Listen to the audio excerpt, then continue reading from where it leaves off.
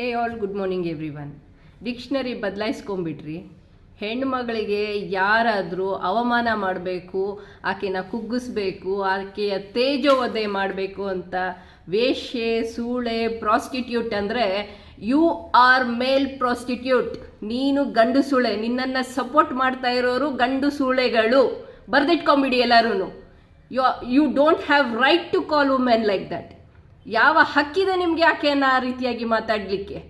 ಆಕೆ ಆ ಥರದ್ದೇ ಒಂದು ಪ್ರೊಫೆಷನಲ್ಲಿ ಯಾರಾದರೂ ಇದ್ದರೂ ಕೂಡ ಅವರನ್ನು ನೀವು ಅವಮಾನಿಸಲಿಕ್ಕೆ ನಿಮಗೆ ಯಾವ ಹಕ್ಕು ಇಲ್ಲ.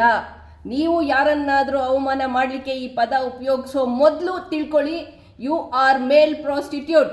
ಅಷ್ಟೇ ಹೇಳೋದು. ಅಲ್ಲ ಸಿಟಿ ರವಿಯವರೇ, ನಿಮ್ಮ ತಲೆಗೆ ಪೆಟ್ಟಾಗೋ ಮೊದಲು ಈ ಮಾತು ಆಡಿದ್ರಾ, ಇಲ್ಲ ತಲೆಗೆ ಪೆಟ್ಟಾದ್ಮೇಲೆ ಆಡಿದ್ರಾ? ಯಾಕಂದರೆ ತಲೆಗೆ ಬ್ಯಾಂಡೇಜ್ ಕಟ್ಕೊಂಡು ಓಡಾಡ್ತಾ ಇದ್ದೀರಲ್ಲ, ಅದಕ್ಕೆ ಕೇಳಿದೆ.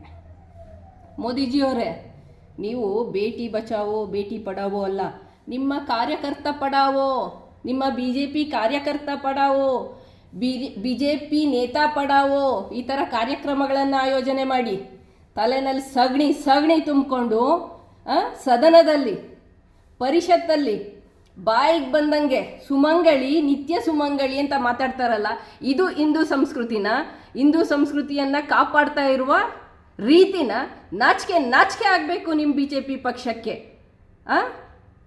ಇದು ರಾಜೀನಾಮೆ ಕೊಡೋದಲ್ಲ, ರಾಜ್ಯ ಬಿಟ್ಟು ಓಡಿಸ್ಬೇಕು ಈ ಥರ ಒಂದು ಏನು ಗಂಡು ಅದೇನೋ ಹೇಳಿದ್ನಲ್ಲ ಆಗಲೇ ಅವ್ರುಗಳನ್ನು. ಅರ್ಥ ಆಯ್ತಾ ಹೇಳೋದು?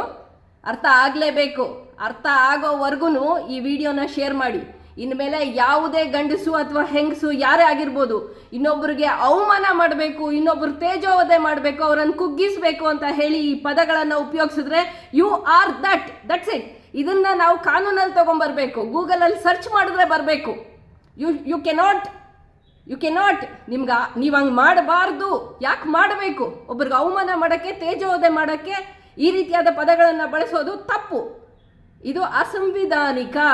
ಅದನ್ನು ಅರ್ಥ ಮಾಡ್ಕೊಳ್ಳಿ. ಇದು ಕ್ರೈಮ್, ಇದು ಅಪರಾಧ. ಇದನ್ನು ಬರೆದಿಟ್ಕೊಳ್ಳಿ ಅಂತ ಹೇಳ್ತೀನಿ. Thank you for watching this video. Please share the video.